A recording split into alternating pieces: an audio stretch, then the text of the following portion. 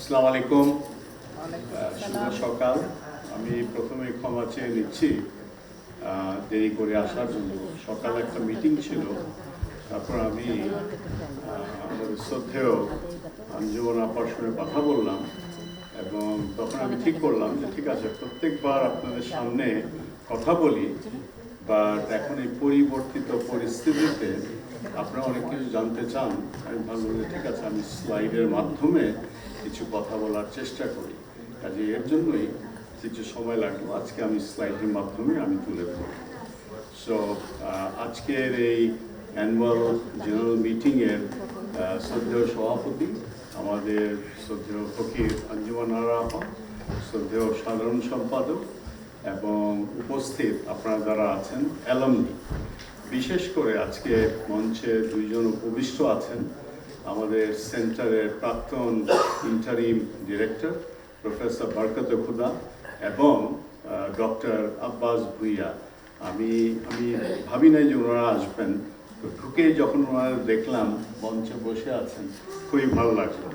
এর মধ্যে শ্রদ্ধেয় আব্বাস ভাইয়ের সঙ্গে টেলিফোনে কথা হয়েছে এবং আমি করেছিলাম যে উনি যেন সেন্টারে আসেন।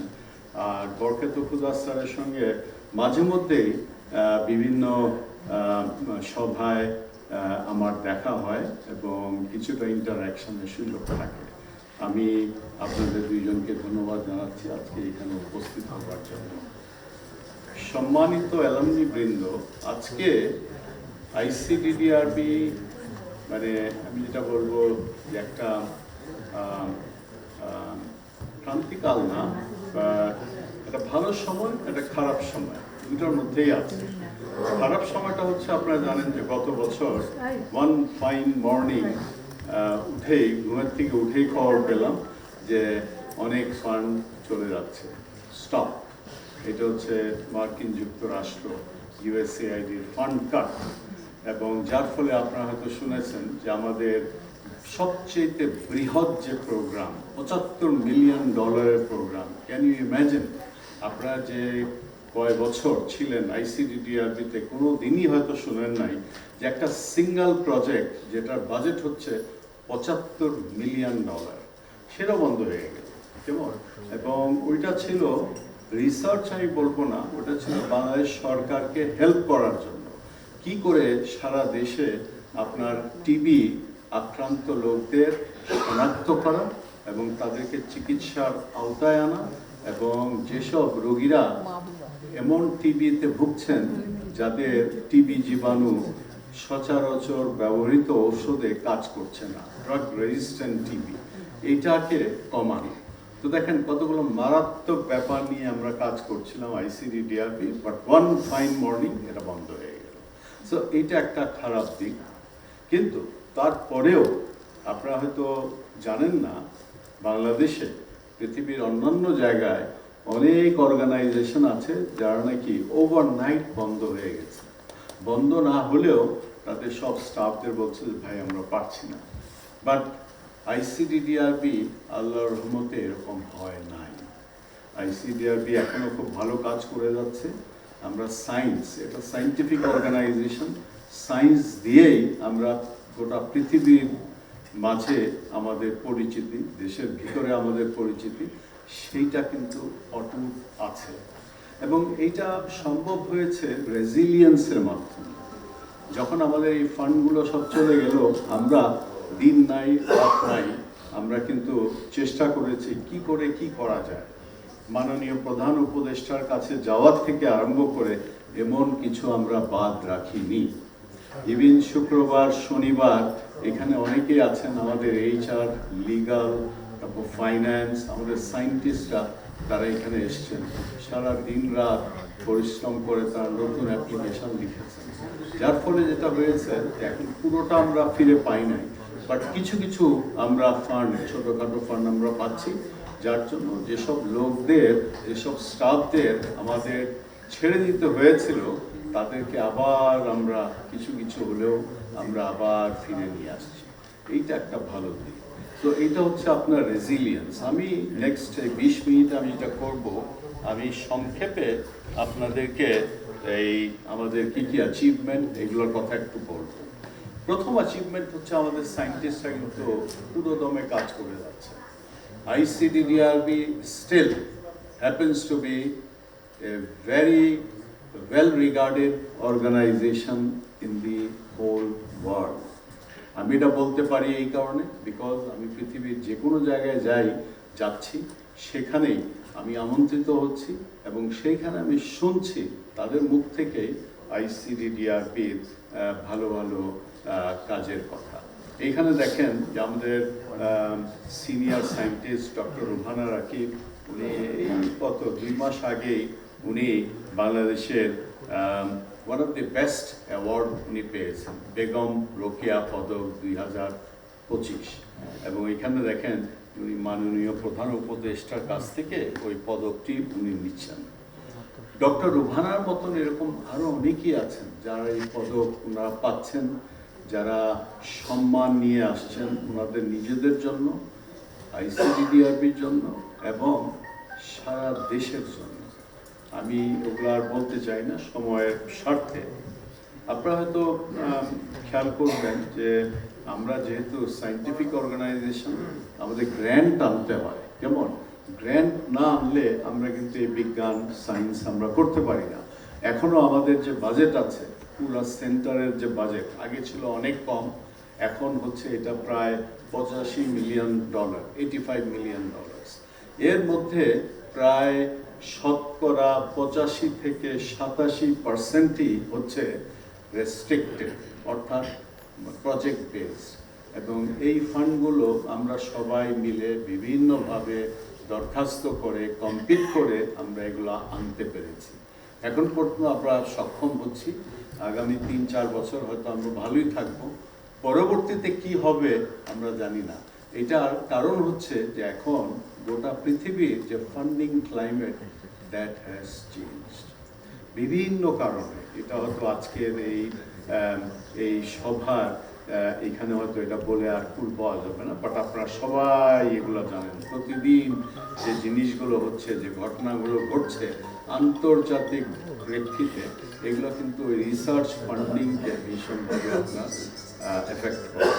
বাট এখানে আপনি স্লাইডে দেখেন যে গত বছর এটা যে রিপোর্টিং পিরিয়ড ছিল 8 মাসের মতন, এইখানে দেখেন গোটা সেন্টারে আমরা প্রায় $33 মিলিয়ন আমরা রিসার্চ ফান্ড আমরা আনতে পেরেছি। আমাদের এখন 4টা ডিভিশন আছে। আপনারা যখন এখানে ছিলেন, আমি যখন আপনাদের সাথে জয়েন করেছি 1985 সনে, তখন সেন্টার যেভাবে ছিল, সেন্টারের অর্গানাইজেশন যেখানে যেরকম ছিল, এখন কিন্তু এটা কিছুটা চেঞ্জ হয়েছে। এখন আমাদের 4টা সায়েন্টিফিক ডিভিশন আছে। ইনফেকশাস ডিজিজ ডিভিশন এখনো সবচেয়ে বৃহৎ ডিভিশন, এর জন্যই তারা সবচেয়ে বেশি ফান্ড আনতে পারে, যেহেতু লোক বেশি। তারপরে হচ্ছে nutrition research division, maternal and child health division, health systems and population science division. এই 4টা হচ্ছে রিসার্চ ডিভিশন। তারপর হচ্ছে আমাদের সেন্ট্রাল ম্যানেজমেন্ট সার্ভিসেস, যেখানে আমাদের HR, finance, legal, supply chain সহ অন্যান্য ইউনিটগুলো আছে। আগেন, যেহেতু আমাদের একটা সায়েন্টিফিক অর্গানাইজেশন, আমাদের কয়টা প্রোটোকল, এটা খুবই ইম্পর্টেন্ট। যদি রিসার্চ প্রোটোকল না থাকে, centre does not need to exist. এটা as simple as that. But এখানেও দেখেন যে আমরা মোটামুটি এখন ভালো একটা পর্যায়ে আছি। এই যে ব্লু বারটা আছে স্লাইডে আপনি দেখবেন, এখানে দেখাচ্ছে যে গত বছর 300-র বেশি আপনার রিসার্চ প্রোটোকল ছিল এবং সবকটা ছিল আপনার ফান্ডেড প্রোটোকল। আমাদের একটা রিসার্চ অর্গানাইজেশনের মাপকাঠি হচ্ছে যে আমরা কিভাবে আমাদের রিসার্চ রেজাল্টগুলো প্রকাশ করি, পাবলিকেশন করি। এর মাধ্যমে কিন্তু পৃথিবীর সবাই আমাদেরকে চেনে। কেমন? ICDDRB-কে চেনে through it's research publications, papers.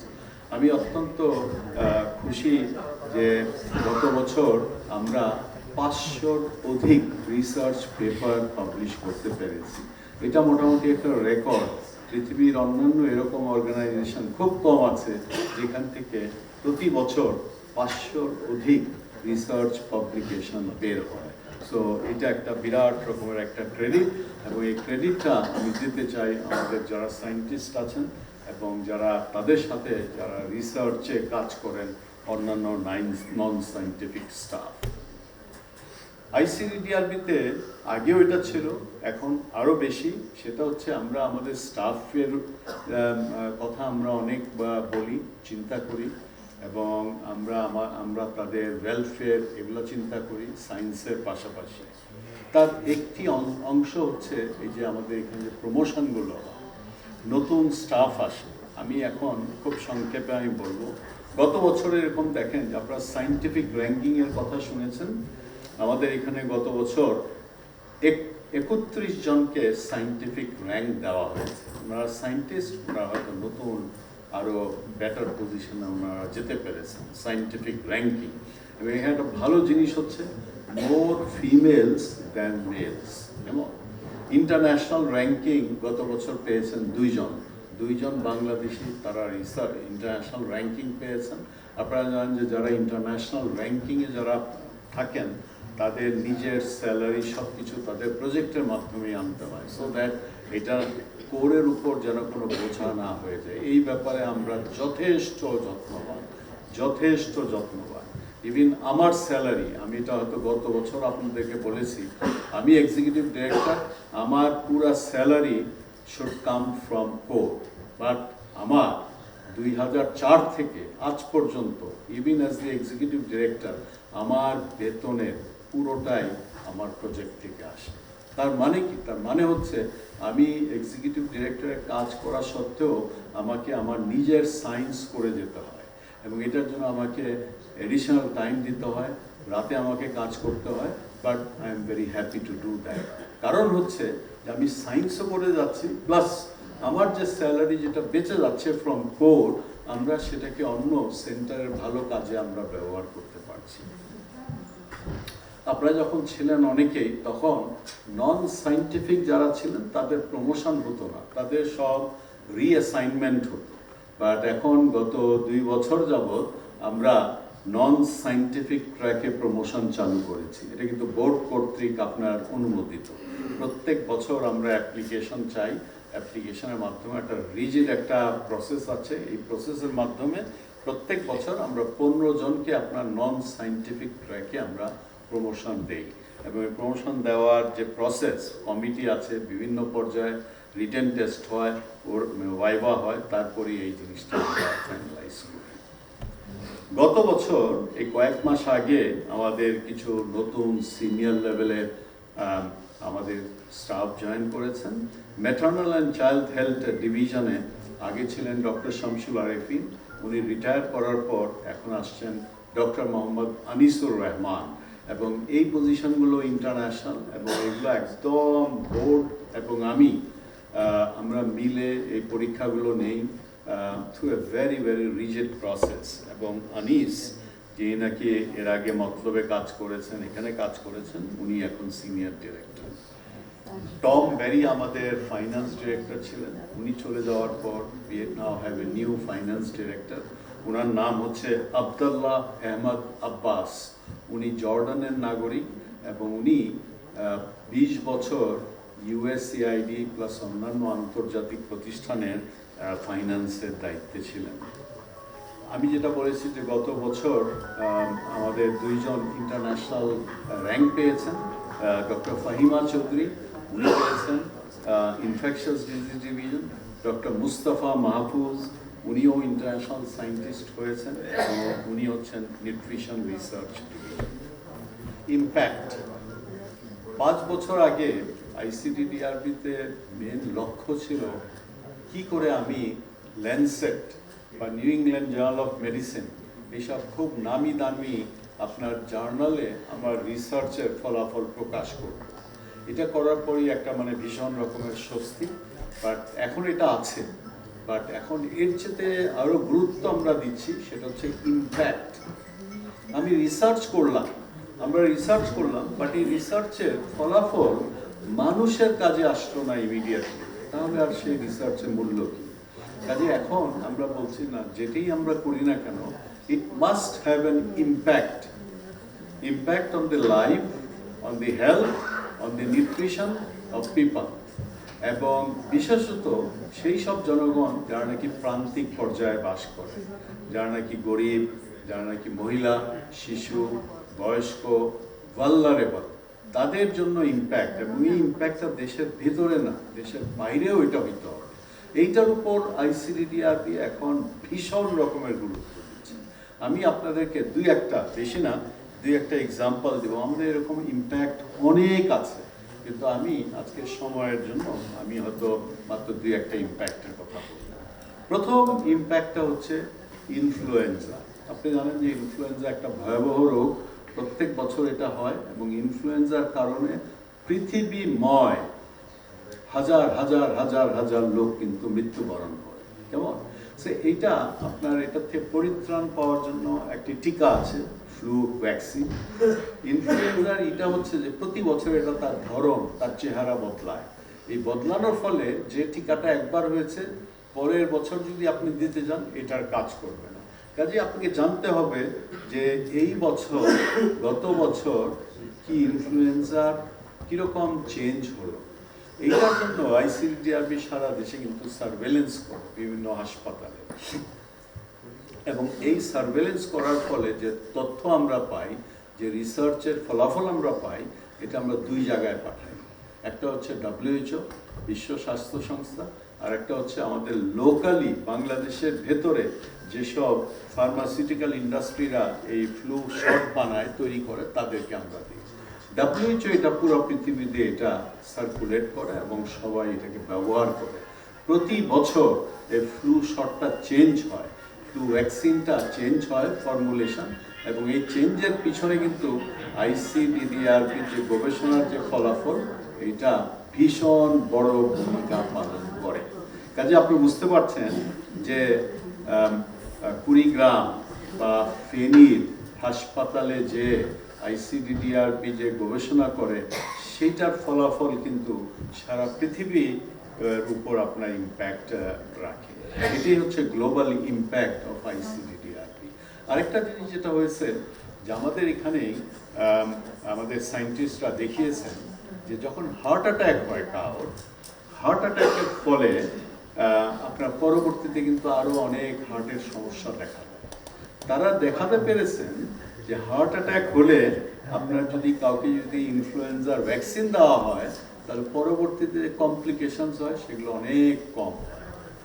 এই গবেষণালব্ধ ফলাফলের ফলে আমেরিকান হার্ট অ্যাসোসিয়েশন তারা তাদের 2025-এর যে গাইডলাইনের মধ্যে তারা করেছে যে হার্ট অ্যাটাক হলে, যে কোনো এরকম কার্ডিয়াক ইভেন্ট হলে রুগীদেরকে যেন ইনফ্লুয়েঞ্জা শট দেওয়া হয়। চিন্তা করেন বাংলাদেশের এই ফলাফল, ইভেন আপনার আমেরিকান হার্ট অ্যাসোসিয়েশন এটাকে গ্রহণ করেছে এবং এটাকে আপনার গ্লোবাল গাইডলাইনে নিয়ে আসছে। এইটাকে আমরা বলি global impact of ICDDRB research. কেমন ডক্টর জহিরুল ইসলাম উনি একটা খুব যুগান্তকারী একটা গবেষণা করেছেন, সেটা হচ্ছে এক ধরনের প্যারালিসিস হবে, নাম হচ্ছে GBS, একটু কঠিন নাম। এই GBS এ পায়ে আপনার প্যারালিসিস আরম্ভ হয় এবং জাস্ট মুহূর্তের মধ্যে 1-2 দিনের মধ্যে এই প্যারালিসিসটা উপরে চলে আসে এবং মৃত্যু হয়। বাংলাদেশে কিন্তু এটা খুব কমন, পৃথিবীর অন্যান্য জায়গায় হয়। এইটার এতদিন মানে কয়েক যুগ ধরে মাত্র 2টা আপনার চিকিৎসা ছিল। এই 2 চিকিৎসা অত্যন্ত ব্যয়বহুল এবং অনেক ক্ষেত্রে এগুলো কাজ করে। উনি যেটা করেছেন, উনি একটা নতুন ধরনের ঔষধ বাংলাদেশের ঢাকা মেডিকেল কলেজ হাসপাতাল এবং জাতীয় নিউরোসায়েন্স ইনস্টিটিউট হাসপাতালে এইখানে উনি ট্রায়াল দিয়েছেন। ট্রায়াল দিয়ে আইসিডিডিআরবি যে রিসার্চটা করেছে, দেখানো হয়েছে যে এই ঔষধটা আসলেই GBS-এ অনেক ভালো কাজ করে, better than the currently available treatments. এবং এর ফলে যেটা হচ্ছে যে এখন WHO হয়তোবা NIH এটাকে নিবে এবং FDA আমেরিকার যে FDA এর অ্যাপ্রুভাল এই একটু সময়ের ব্যাপার। তো চিন্তা করেন অ্যাগেন যে গবেষণাটা আমাদের বাংলাদেশে হয়েছে লেড বাই আইসিডিডিআরবি, সেটা এখন একটা গ্লোবাল ইম্প্যাক্ট ধারণ করতে যাচ্ছে। কেমন নিপা ভ্যাকসিন, নিপা আপনি জানেন যে খেজুর, এই যে এখন একটা খেজুরের রসের সিজন, দয়া করে খেজুরের রস খাবেন না, এবং যদি খেতেই হয় এটাকে জাল দিয়ে গুড় টুড় করে তারপর খাবেন। খেজুরের রস খেলে ওখান থেকে আপনার ইনফেকশন হয়, নিপা ভাইরাস ইনফেকশন। নিপা ভাইরাস ইনফেকশনটা ব্রেনে গিয়ে আক্রান্ত করে, ব্রেনের ইনফ্লামেশন বা প্রদাহ করে, এটাকে বলে নিপা এনকেফালাইটিস। নিপা এনকেফালাইটিস হলে 70% সম্ভাবনা মৃত্যু অনিবার্য, 70%। এর কোনো ঔষধ নাই, এর কোনো ভ্যাকসিন নাই। তো কাজেই ডক্টর জামান এবং তার টিম, ওনারা পৃথিবীর প্রথম নিপা ভাইরাস ভ্যাকসিন ওনারা এই মাস 2-1 হলো ওনারা স্টার্ট করেছেন অক্সফোর্ড বিশ্ববিদ্যালয়ের সাথে। আপনি দেখেন এই ব্যক্তি, ইনি আমাদের ক্লিনিক্যাল ট্রায়ালস ইউনিটে, ইনি হচ্ছেন পৃথিবীর প্রথম এই টিকা গ্রহণকারী ব্যক্তি। সো এটাও একটা বড় রকম একটা যুগান্তকারী ব্যাপার। বাংলাদেশে আপনারা জানেন যে সীসা এগুলো অনেকভাবে এটা আক্রান্ত করছে।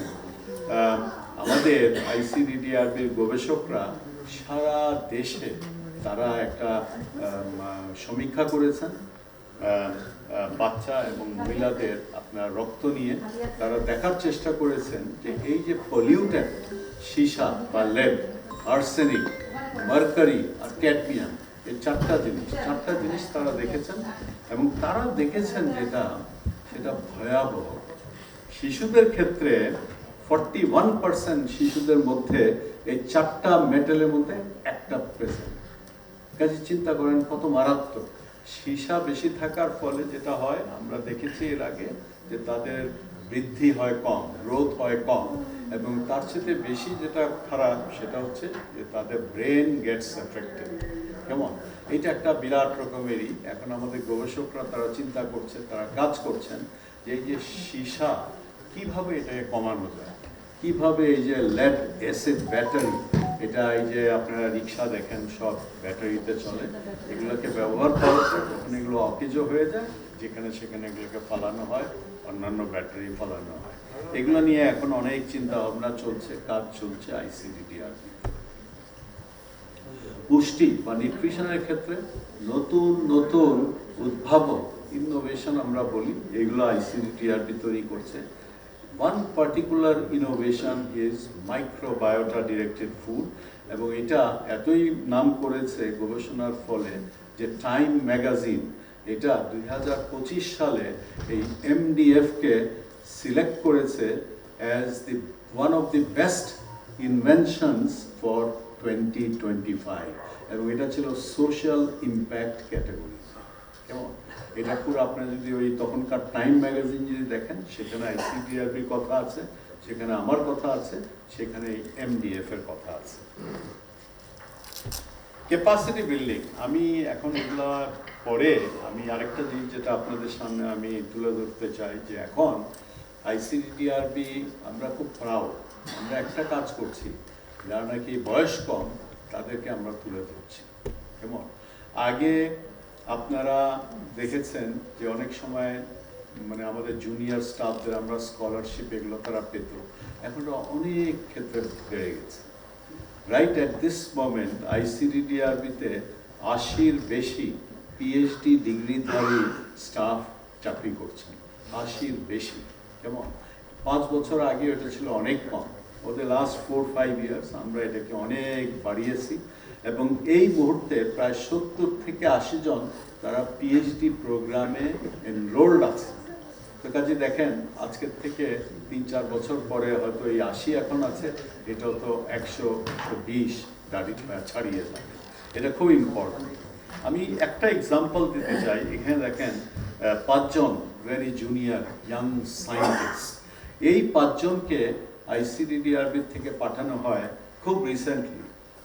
কয়েকজন গেছেন Washington University in Saint Louis, কয়েকজন গেছে অক্সফোর্ড ইউনিভার্সিটিতে। তারাও এখানে হ্যান্ডস অন ট্রেনিং নিয়ে কিছু কিছু জিনিস শিখে আসছেন, যেগুলো নাকি এখন তারা আইসিডিআরবিতে কাজে লাগাইতে পারছেন এবং পারবেন। যেরকম কতগুলো বিশেষ পদ্ধতি আছে যেগুলো দিয়ে অনেক ভালো ভালো সায়েন্স করা যায়, সেগুলো এখন তারা করার চেষ্টা করছে। এই যে এখানে দেখেন মাস স্পেকট্রোমেট্রি, এগুলো এই মেশিন কিন্তু আছে, কিন্তু নো হাউ, এই যে স্কিলস, জ্ঞান, এটা ছিল না। এখন যেহেতু ট্রেনিং নিয়ে আসছেন, এখন হয়তো এই মেশিন ইউজ করে তারা এই কাজটা করতে পারবেন। আমি খুব সংক্ষেপে কিছু নতুন ইনিশিয়েটিভসের কথা বলবো। কি আইসিডিআরবি এখন কি করতে যাচ্ছে, অনেক আছে, বাট আমি এক্সাম্পল হিসাবে 2-3টার বেশি আমি বলবো না। একটা হচ্ছে ডেঙ্গু ভ্যাকসিন। ডেঙ্গু আগে ছিল সিজনাল একটা রোগ, কেমন, এখন কিন্তু এই ক্লাইমেট চেঞ্জের কারণে সারা বছরই কিন্তু ডেঙ্গু আছে, এবং প্রতিদিনই কিন্তু দেখবেন যে কয়েকজন আপনার ডেঙ্গুতে আক্রান্ত হচ্ছে এবং 2-1জন মৃত্যুবরণ করছে। এবং ডেঙ্গু আপনারা জানেন, ডেঙ্গুরও কোনো চিকিৎসা নাই, ভ্যাকসিন আছে ভালো, বাট ভ্যাকসিন বাংলাদেশে নাই। আমরা যেটা করেছি, আইসিডিআরবি সায়েন্টিস্টরা, তারা আজ থেকে 3 বছর আগে একটা ছোট কোলাবরে তারা আমেরিকার NIH ভ্যাকসিন নিয়ে তারা এটা টেস্ট করেছে, এবং তারা দেখেছেন যে হ্যাঁ, এই ভ্যাকসিনটা যদি আমরা দেই তাহলে এটা বাংলাদেশি যে জনসংখ্যা, এদের মধ্যে এটা কাজ করবে, ছোট্টই ছিল। তারপরে আইসিডিআরবি যেটা করেছে, ভ্যাকসিন তো বাইরে থাকলে হবে না, ভ্যাকসিনটা বাংলাদেশে তৈরি হইতে হবে। তৈরি হওয়ার জন্য এটা যেহেতু আমেরিকার NIH, আমেরিকান সরকারের প্রতিষ্ঠান, ওদের থেকে লাইসেন্স আমরা নিয়ে আসছি। এই লাইসেন্সটা এনে আমরা বাংলাদেশি একটা ফার্মাসিউটিক্যাল কোম্পানি, ঔষধ প্রস্তুতকারক কোম্পানিকে আমরা দিয়েছি, ব্যবস্থা করেছি। এখন যেটা হচ্ছে, বাংলাদেশে খুব বড় রকমের প্রায় 5,000 লোকের উপর এটা একটা গবেষণা করা হবে।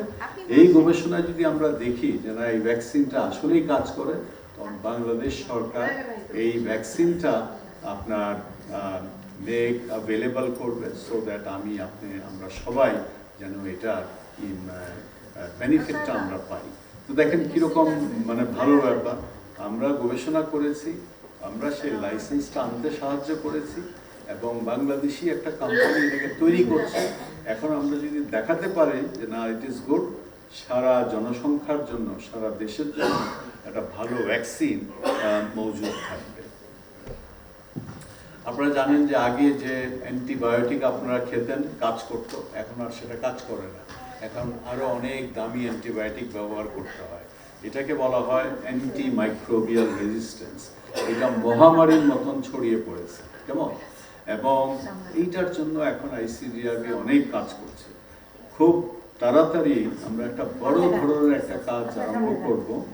নারায়ণগঞ্জের একটা উপজেলা এবং গাজীপুরের আরেকটা উপজেলা, 2 উপজেলায় আমরা তুলনা করে আমরা দেখব যে কিছু কিছু কাজ করলে আমাদের এখানে অ্যান্টিমাইক্রোবিয়াল রেজিস্ট্যান্স কমে কিনা। এটা বড় ধরনের একটা প্রজেক্ট, সব কিছু মোটামুটি ঠিক, আমরা কিছু ফান্ডেরও জোগাড় করতে পেরেছি ডেঙ্গু ভ্যাকসিনের জন্য, এবং এই অ্যান্টিমাইক্রোবিয়াল রেজিস্ট্যান্স হয়তো মানে কয়েক মাসের মধ্যে এই দুইটাই হয়তো আমরা আরম্ভ করতে পারব।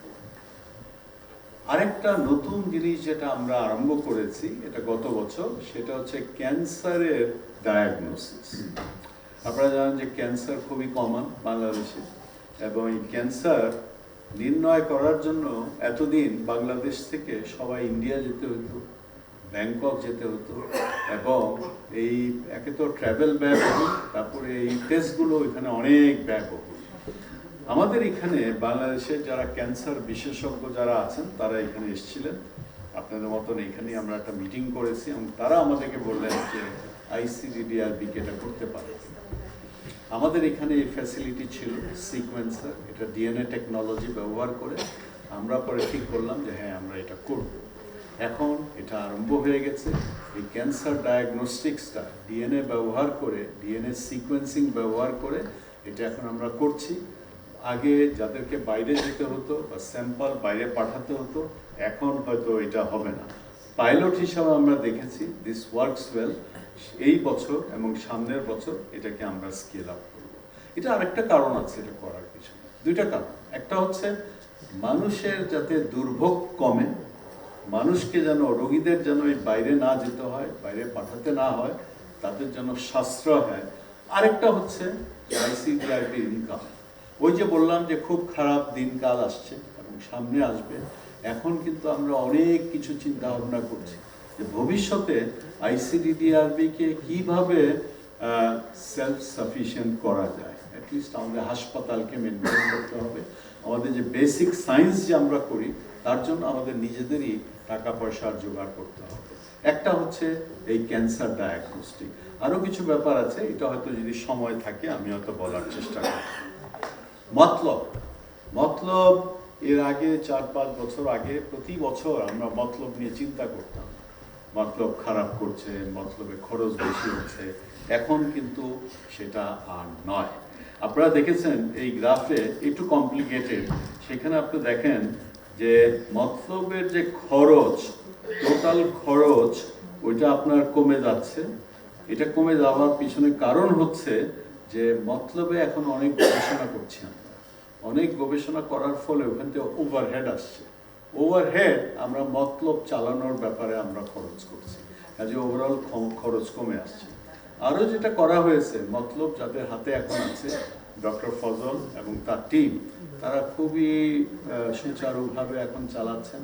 ওখানে আগে যে ছিল অনেক রিডান্ডেন্সি ছিল, এটা এখন কমে গেছে, যার জন্য মতলব এখন খুব স্মার্টলি এখন চলতে পারছে। আমাদের কমিউনিকেশনস খুবই অ্যাক্টিভ, এবং আপনারা জানেন যে এটা আমরা শুধু সায়েন্স করলে হবে না, এই সায়েন্সের ফলাফলকে সারা পৃথিবীতে আপনার ছড়াতে হবে, শুধু দেশের ভেতরে না, দেশের বাইরেও। দেশের বাইরে হইলে তখন যারা ডোনার তারাও তখন জানে, এবং তখন তারা আরও বেশি ইন্টারেস্টেড হয় টু সাপোর্ট আইসিডিডিআরবি। এই যে দেখেন একটা সায়েন্স ম্যাগাজিন, এটা কভার পেজ, সায়েন্স ম্যাগাজিনের কভার পেজে বাংলাদেশে খুব সম্ভবত সাভারের ইট খোলা ব্রিক কিলের ছবি, এবং এই ছবিটা হচ্ছে বিকজ এই ম্যাগাজিনে, এই জার্নালে আইসিডিডিআরবি একটা পেপার পাবলিশ হয়েছে, এবং তারা মনে করেছে যে এই ইট খোলা এত ইম্পর্টেন্ট, বায়ু দূষণ কেমন, এটার থেকে যে আপনার অনেক অসুখ বিসুখ হচ্ছে, এটা হাইলাইট করার জন্য তারা কভার পেজে এটা করেছে। এবং এটা সম্ভব হয়েছে বিকজ আমাদের কমিউনিকেশন যেগুলো এনারা যোগাযোগ করেন, এনারা ভালো এটা প্রচার করতে সক্ষম হন। আমরা এরই মধ্যে অনেক কিছু করেছি। এই বিল্ডিংয়ে অনেক রেনোভেশন হয়েছে। নিচতলায় আমরা শুধুমাত্র হাসপাতালের জন্য আমরা স্থান রেখেছি, কারণ রুগীর সংখ্যা বাড়ছে। আমরা মনে করি যে রুগী থাকার যে স্পেস, এটাকে একটু বাড়াতে হবে, যার জন্য একতলায় যে অফিসগুলো ছিল, হাসপাতালের অফিস, ওখানে ডাক্তারদের বসা, সব আমরা সরিয়ে দিয়েছি। এখন ওগুলো সব চলে আসছে 3 তলায়। যে জায়গাটা আপনার খালি হয়েছে ওইখানে রুগীদের স্থান সংকুলন, এবং অ্যাগেন ফর ইনকাম জেনারেশন ওইখানে এখন আমাদের এন্ডোস্কোপির আলাদা জায়গা, আল্ট্রাসাউন্ডের আলাদা জায়গা, ইকো করার আলাদা জায়গা, এরকম আমরা ব্যবস্থা করেছি। আসার সময় আপনারা হয়তো দেখেছেন হাতের বাম দিকে বড় একটি অট্টালিকা হয়ে গেছে, এটা হচ্ছে আমাদের নতুন বিল্ডিং। এটা কাজ স্টার্ট হয়েছিল 2010 সালে, বাট খুবই ধীর গতিতে চলছিল, অনেক সমস্যা ছিল। পরে আমরা 2021-এ বললাম না, this can't go on like this. তো তখন আমরা এটা পুরোটাই ইভ্যালুয়েশন করালাম। ইভ্যালুয়েশন করানোর পরে দেখলাম যে এখানে কিছু ভুল ত্রুটি ছিল, এগুলোকে আমরা ঠিক করলাম। আমাদের চিফ ইঞ্জিনিয়ার ছিল না, we hired a new chief engineer, উনি একজন retired brigadier general army engineering করে, ওনার নেতৃত্বে এখন এই বিল্ডিংটা পুরা প্রায় শেষের পথে, এবং এর জন্য আমাদের আলাদা টাকা বের করতে হয়েছে। সেটাও বের করার পর হয়তো ইনশাল্লাহ সামনের বছর এই টাইমেরও আগে the building will be complete. আমি প্রায় শেষের পথে, আমরা দেখি যে 2005 আমাদের কেমন গেল, ফাইন্যান্সিয়ালি আমরা স্টেবল এত কিছুর পরে, এবং এর কারণ অনেক এটা, এবং আমাদের যে ফান্ডিং ক্রাইসিস হয়েছিল 2024-এর প্রথম দিকে, এটা একটা ঝড়ের মতন আসছিল, মানে এত বড় ধাক্কা, কিন্তু আল্লাহর রহমতে আমরা কিন্তু এটাকে ট্যাকেল করতে পেরেছি। কেমন আমাদের এখন যে রিজার্ভ রেশিও আছে, এটা কিন্তু ভালো, এটা হেলদি। রিজার্ভ রেশিও বলতে আমরা কি বুঝি? রিজার্ভ রেশিওটা হচ্ছে আজকে যদি আইসিডিআরবি সব ফান্ড বন্ধ হয়ে যায়, কিন্তু হতে পারে, আল্লাহ না করুক, এটা হতে পারে, এইটা হলে পরে যেন আমরা 1 মাস বা 2 মাস আমরা চলতে পারি সবাই। এটাকে বলা হয় রিজার্ভ রেশিও। এই রিজার্ভ রেশিওটা এখন এরকম যে এরকম যদি আল্লাহ না কোনো ঘটনা ঘটে তাহলে আইসিডিডিআরবি 24 মাস চলতে পারবে। 24 মাসের মধ্যে আমরা নতুন কিছু আমরা এই করবো, ব্যবস্থা করবো, এটা করে আমরা আবার হয়তো ঠিক করার চেষ্টা করব। ক্যাপাসিটি ডেভেলপমেন্ট পুরো দমে চলছে, very good science. I am so proud যে এখন আইসিডিডিআরবি আমার যারা কলিগরা আছেন সায়েন্টিস্ট এবং যারা রিসার্চ স্টাফ যারা কাজ করেন তাদের সম্মিলিত প্রচেষ্টায় ICDDRB science is going very good. নতুন ফ্রন্টিয়ার, ফান্ড রেজিংয়ের জন্য নতুন ফ্রন্টিয়ার, আমরা অনেক কিছু করছি। আগে আমরা বাংলাদেশের ভেতরে যে ধনী ব্যক্তিরা আছে তাদের কাছে আমরা খুব একটা যেতাম না, বাট আপনারা আশ্চর্য হবেন এখন তাদেরকে আমরা ডাকছি, তারা আসছেন, তারা ডোনেট করছেন। আমাদের জাকাত ফান্ড ভেরি অ্যাক্টিভ, এবং এই জাকাত ফান্ড আপনি জানেন যে আপনি এই জাকাতের টাকা কিন্তু সবাইকে আপনি দিতে পারেন না। এটার জন্য জাকাত বোর্ড আছে, কমিটি আছে, ওই কমিটি সব বিচার বিশ্লেষণ করে বলে দেয়, গাইডেন্সটা দেয়, ওই অনুযায়ী আমরা ব্যবহার করি হাসপাতাল চালানোর ব্যাপারে। কেমন? আজকে 3টার সময় আমাদের একটা মিটিং আছে, একজন ইনভেস্টর আসবে, তাকে নিয়ে আমরা একটা ইমেজিং সেন্টার করা যায় কিনা, সিটি স্ক্যান, এমআরআই, এগুলো নিয়ে আমরা আবার করি। এটা অনেক দূরের ব্যাপার, বাট আমরা এই ধরনের প্রচেষ্টা আমরা চালিয়ে যাচ্ছি। কেমন? ক্লিনিক্যাল সার্ভিসেস, হাসপাতালগুলো, এই ঢাকা হাসপাতাল, মতলব, টেকনাফেরটা এখন অনেক ছোট, এই 3টা হাসপাতাল নিয়ে মিলে এখনো আপনার প্রতি বছর 3 লক্ষ রোগীর চিকিৎসা করছে, এবং এটা বিনা পয়সায়। চিন্তা করবেন যে 95%-এর বেশি যে রোগীরা আসেন তারা কিন্তু নিঃস্ব, তারা গরিব, তারা হয়তো অন্যখানে যেতে পারত না। তাদের চিকিৎসা, এবং এই চিকিৎসা হচ্ছে one of the best treatment for diarrhoea, pneumonia এবং অন্যান্য, এটা আমরা দিতে পেরেছি।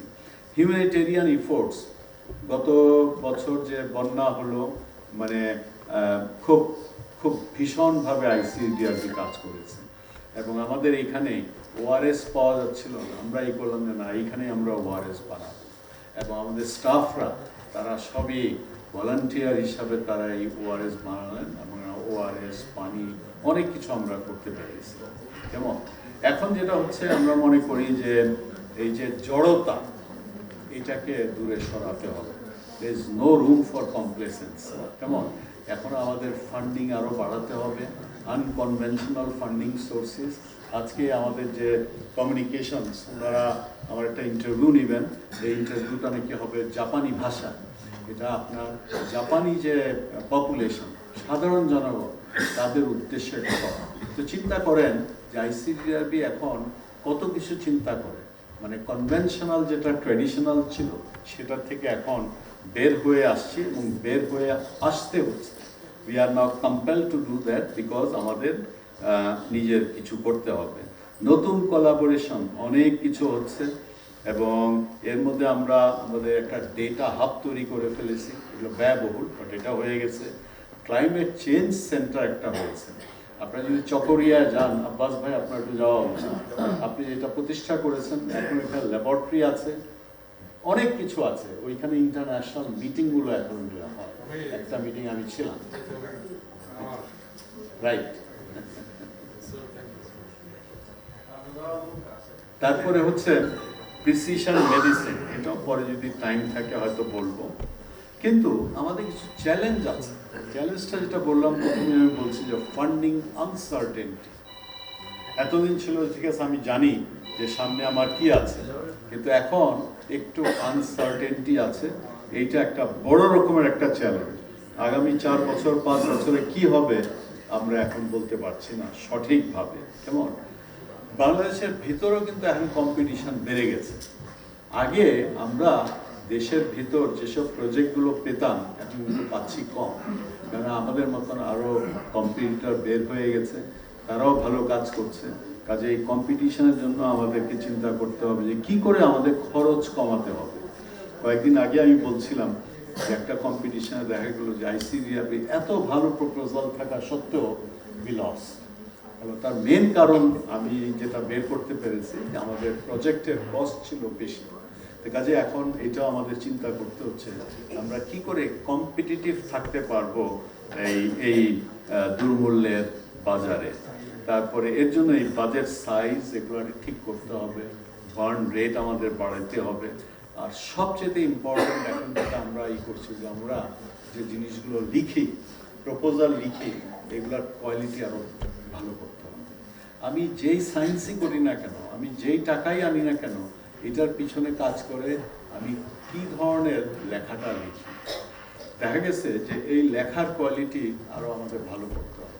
কয়েকদিন আগেই আমরা আমাদের প্রচুর টাকা খরচ করে পৃথিবীতে একজন বিখ্যাত একজন কোচ, ওনাকে আমরা নিয়ে আসি, নিয়ে এসে একদম এখানে ঢাকায় বসে উনি এই ট্রেনিং দিয়েছেন কি করে ভালো এরকম প্রপোজাল লিখতে হয়। আমার মনে হয় এটাই হচ্ছে লাস্ট স্লাইড, রাইট? না, আরেকটা স্লাইড আছে, নাম তো লেখা আছে। কাজে আমি এটা ভাবছিলাম একটা ধাঁধা একটা ব্যবস্থা করবো। আপনারা যারা পুরনো আছেন, রঞ্জন ভাই আছেন, নাম বলতে পারেন কিনা, কিন্তু নাম অলরেডি লেখা আছে। এটা হচ্ছে 1986 সনে আমি জয়েন করেছি 1985, এবং ফ্রিক, আমরা ডাকতাম ফ্রিকের সাথে উনি গ্যাস্ট্রোএন্টারোলজিস্ট, ওনার সাথে আমি আমার জীবনের প্রথম paper is with doctor Van Loon. তো ওনার সাথে আমি কাজ, এখানে দেখেন উনি কাজ করছেন আমাদের নিচে স্টাডি ওয়ার্ডে। আমি 3 মাস আগে আমি রটারডামে গিয়েছিলাম, নেদারল্যান্ডসের, ওইখানে একটা ইউনিভার্সিটির আমন্ত্রণে। তখন আমি করলাম যে ঠিক আছে ডক্টর ভ্যান লুনের সঙ্গে একটু দেখা করব। এটা আমাদের ডেভেলপমেন্ট অফিস এটা ম্যানেজ করলেন, ওনারাও যোগাযোগ করলেন, এবং রটারডাম থেকে আমি অ্যামস্টারডাম গেলাম টু মিট হিম। এইটা দেখেন 8 নভেম্বর 2025-এ ডান দিকে দেখেন ডক্টর ভ্যান লুন, অনেক বয়স হয়ে গেছেন, অনেক নরম হয়ে গেছেন, বাট উনি আসছেন অনেক দূর থেকে আমার সঙ্গে দেখা করবার জন্য।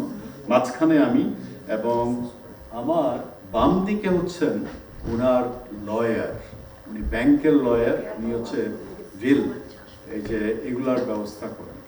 ডক্টর ভ্যান লুন উনি আমাকে বললেন উনি এবং ওনার ওয়াইফ রিটা, ওনারা ডিসাইড করেছেন যে আমরা যে ক্লিনিক্যাল রিসার্চ ফেলোশিপ করি এগুলোর ওনারা কিছু সাপোর্ট করবেন, এবং এই সাপোর্টটা হবে, ওনারা তো মারা যাবেন, ওনারা বুঝতে পারছেন বয়স হয়ে গেছে, মারা যাওয়ার পরেও যেন এটা কন্টিনিউ করে। এবং শুধু তাই নয়, উনি আমাকে বললেন যে আমি আমার ফাইনাল উইল করছি, এই উইলে আইসিডিডিআরবি থাকবে, এর জন্য ওনার উকিলকে উনি নিয়ে আসছেন। তো এটা এটা শুনে আমার কাছেও খুব লাগলো।